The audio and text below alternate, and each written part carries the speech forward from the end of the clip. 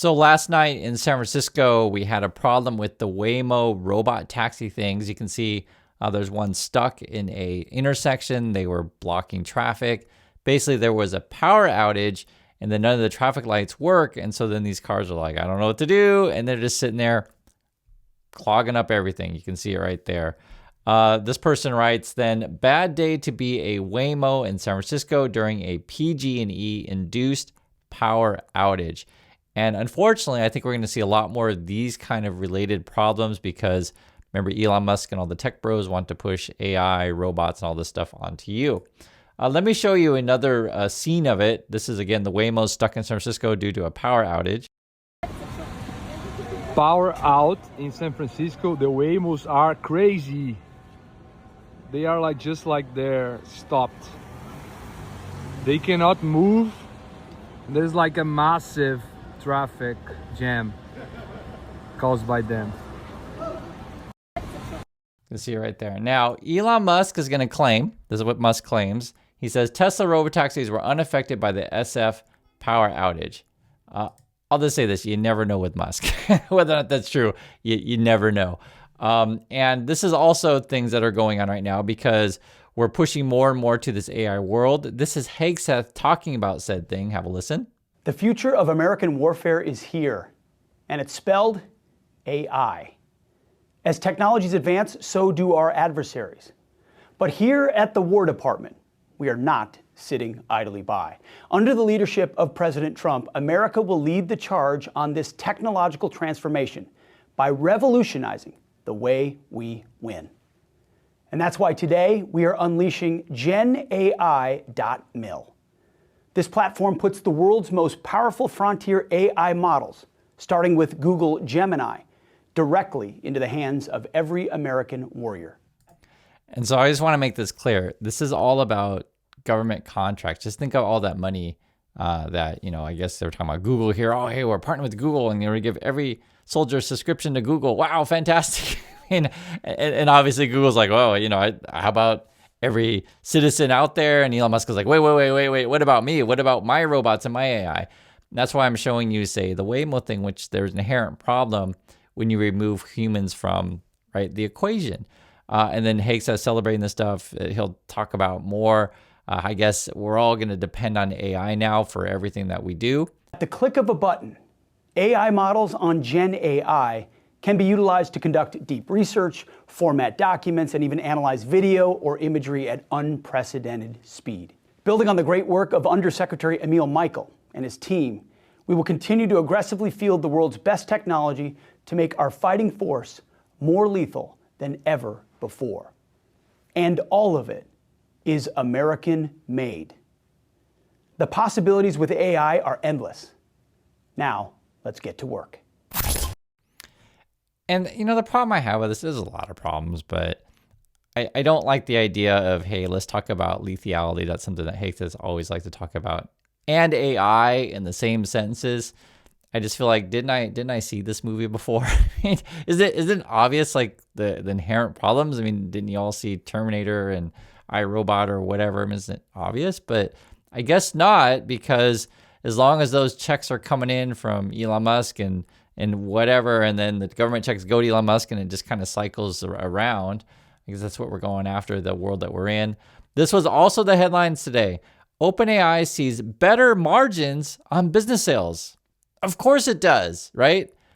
The idea here basically is for many people who use OpenAI or whatever, AI chatbot they like to use, often use the free version, okay? So consumers often use the free version, which makes sense. The same way when Google first started, we all search. We're not going to necessarily pay for Google. And then ultimately, though, you have to figure out how to monetize your company. It's a business. And so what better way to do it, say in the military standpoint, give every soldier a subscription to, Google or Elon Musk thing or OpenAI or whatever, right? Or a business then, like any business out there, will give all their employees said thing. So the goal then would be to fire humans, and then the people who stay on will work harder, but yet they'll have AI assistants. The other goal out there, which you'll hear, is to fire as many teachers as possible, and then all the schools have to subscribe to whatever AI service. So that's sort of why this becomes important, because then OpenAI says, hey guys, We got better compute margins with business subscriptions, and all those personal users who don't pay, they use the free version. Well, we want to like ultimately not have any of that. We just want every institution out there to have AI because it's the future, bro. And I hope you guys understand the inherent problems when we're way too dependent on this stuff. And there's, be it AI does the thinking for humans, so then humans don't think anymore, which is a big problem with kids these days. Or what if there's a power outage and we can't think at all? Like, what do we do? Or what if there's any number of hacking or any number of problems? I mean, I've seen these movies before. That's why you make movies about this stuff, to warning things. And when people say, and I'm showing you guys a bit of something on the Wall Street Journal today, when people say, well, Chris, you're so dumb. Elon Musk is the richest and brightest and most, awesome guy in the whole world. Everything he says is true and awesome. And it's like, well, Wall Street Journal just did an article today about SpaceX when they had the rockets explode. And basically the title here is the SpaceX explosion that put flights in danger. And what it ended up being, it was like pilots at JetBlue were flying through Elon Musk's, exploded rocket debris. And they had to make a decision like, do we turn around and maybe run out of fuel because we weren't planned for Elon Musk's rocket debris to be in our flight path? Or do we fly through it and maybe get hit by said stuff? Right? The point is that don't trust what Elon Musk says. His promises usually don't come true. This is the problem, and this is what the kind of nonsense that he'll say, and people actually eat this stuff up. Listen. But AI and humanoid robots will actually eliminate poverty. And Tesla won't be the only one that makes them. I think Tesla will pioneer this, but there will be many other companies that make humanoid robots. But there is only basically one way to make everyone wealthy, and that is AI and robotics. So according to Elon, the only way we're all going to be wealthy is with AI and robotics. Oh, and by the way, please buy my AI and robotics. I mean, like, isn't the con obvious? But the sad thing, it's not, because there's a bunch of people out there, and if you watch YouTube or you go on his platform, whatever, there's all these like Tesla influencers telling you, oh yeah, we're all going to be rich due to Elon's AI and robotics. Just buy more of it. It is such a weird, bizarre thing. I mean, to me, it's an obvious scam. But I guess people still fall for the stuff, and that's why I still show you these things. Elon says he's hiring the best of the best, right? XAI is hiring exceptional engineers. Okay. And I laugh because I get it. I get it, right? You promise, hey, guys, jump in our grift. You're going to make a bunch of money, too, because that's what American culture is these days, just make up a bunch of nonsense. And then I guess now we're building AI gaming studio, right? It's a major project. So we'll see how that plays out for him. And, Wall Street's pouring in all this stuff. Oh, yeah, well, Elon promised we're building an XAI, gaming studio. And oftentimes for these kind of things, it doesn't matter if you produce a product or not, right? At this point, Elon Musk and Tesla are basically stock pumping companies. It doesn't matter if any of these promises ever come true. You just have to keep promising something else. And it's sick and it's sad that we're in this world. And that's why I showed this to you guys. And this is also a real thing. Sometimes the Elon Musk fanboys, they'll say, oh, Chris, you're so dumb. Why do you have to be a downer all the time? Elon Musk is optimistic about the future, and we should be happy about the future. We're all going to be rich due to AI and robotics. And it's just like, all right. I mean, I guess that's your fantasy, is to lay on your couch and get rich. I mean, no, seriously, Elon Musk appeals to the people who want to, and I get that. I get it'd be awesome to lay on your couch and all be rich, but this is the scam, right? And to me, it's obvious. I just keep pointing it out to you guys. To Optimus, what's the timeline? I think you're on version 3, maybe 4. Tell us everything. Well, yeah, no, everything would take a long time. We've got time.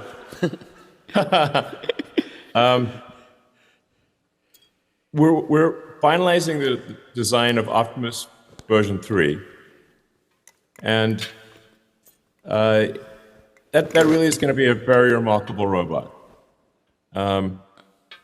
It will have essentially the manual dexterity of a human, so meaning a very complex hand.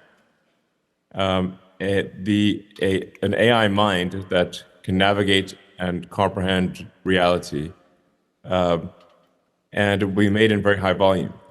Right. So that's the plan. And just think about this, okay? So one, let's say the thing actually works. What was that going to mean for you in your job, right? No, seriously, just think about that. This played out. The humanoid robot, the whole purpose of building a humanoid shape is basically to replace you. Let's say it doesn't work, okay? Then that means we wasted all this money giving it to this obvious grifter, And that money could have been used to help society, help education in numerous ways. But remember, they don't actually want you to think critically. They don't want actually to think at all. They want you to become dependent on their AI. And oh, by the way, buy a subscription. This whole thing is crazy. It's sad that people fall for this stuff, but I get why. Because if all the rich people are getting rich off scamming you, you're like, oh, well, I got to get on that. And then check this out. This is in Bloomberg today. Humanoid robots are coming as soon as they learn to fold clothes. And basically, again, this whole thing is how can we build robots to replace workers and cut costs? I get that. But what happens to the humans who drive this consumer-based economy? And then Elon Musk will say, whoa, wait. You're all going to be rich. And that's the only way to get rich is to have all these robots and AIs to replace you. I hope you guys see like the obvious like grift and scam on this thing.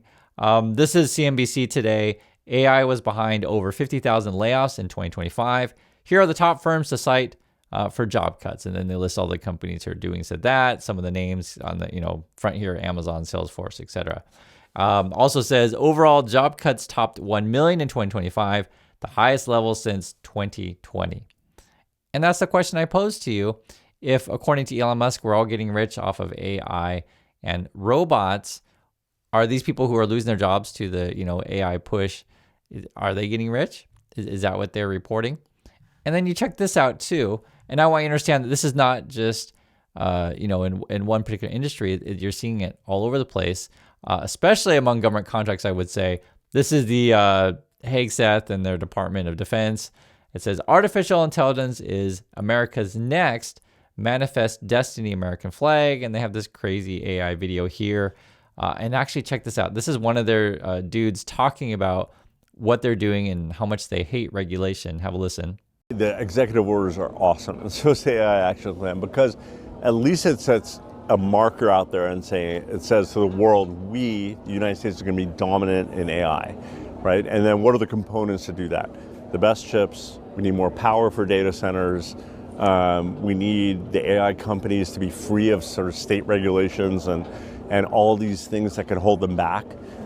Did you hear that? So this is a guy talking, Department of Defense stuff, weapon stuff, and basically saying, hey, all those regulations, they just hold those companies back. Oh, we hate that, right?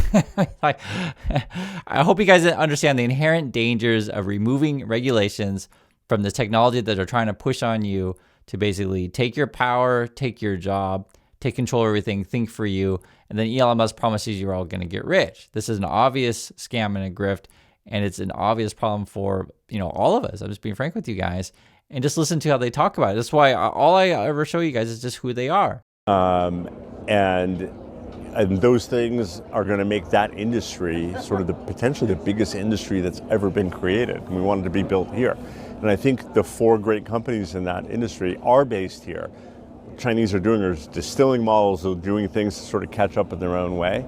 But we're putting that into action. We're trying to get permitting for data centers to be faster.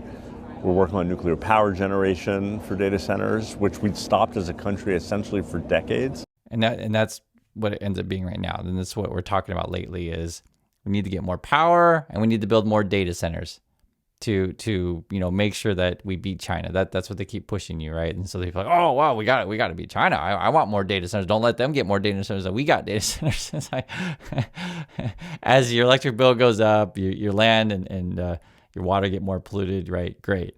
And then I want to show you guys this. This is actually pretty interesting because when you look at different points of view of how could we regulate AI, this particular person, I think he's running for Congress in New York. His name is Alex Boris. It says New York Democrat who is running for the party's congressional nomination.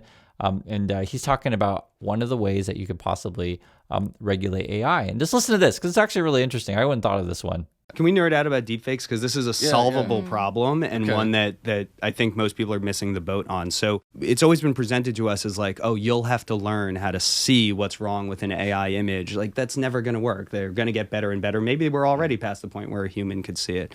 But that's not how we've solved these problems in the past. If you go back to the 90s, people said we'll never have internet banking because you don't know that the computer on the other end is actually the one that you're talking to. And then we moved from HTTP to HTTPS. That was a solvable problem. That basically same technique works for images, video, and for audio. So there is a free open source metadata standard that industry has created called C2PA, Content Credential Provenance Authority, that you can attach to any standard file format that cryptographically proves whether that content was taken from a real device, generated by AI, and or how it was edited over time. The challenge is the creator has to attach it. And so you need to get to a place where that is the default option. So do you built see into an our image lives. and it doesn't have that cryptographic proof, you should be skeptical. Like that We should get to that That would place, be the yes. idea where Yes. it's so pervasive Yes. that the expectation is I can test very quickly whether the creator has attached this. It'd be like going to your banking website and only loading HTTP, right? You would instantly be suspect. And I think this is actually a really good example of how can you tackle a real world problem that's happening right now today with existing technology and just better rules and regulation. And the idea is, it's so hard to tell whether or not something's AI anymore. The way the photos or videos look, they keep getting better and better. You can copy someone's voice, right? And so shouldn't we be protecting ourselves in a way to where, hey, there has to be essentially, he's calling it cryptographic, or you could call it digital signature or whatever, but some sort of file format and way that you can say, hey, there's the origin of said thing, or way that's just like, hey, this is definitely AI generated, this is how it was edited, etc. I completely agree with that stuff. And the other way you could also put it as well is like each, whatever company that was generated in would also have their signature, whatever you want to call it, on there. So there's multiple concerns when we talk about all of these things. I'd like to hear yours. What do you think about this stuff? And do you believe Elon Musk? Are we all going to get rich with AI and robotics? And is that the only way to solve poverty? Thank you for your time. I want to hear your thoughts, and I'll catch you on the next video.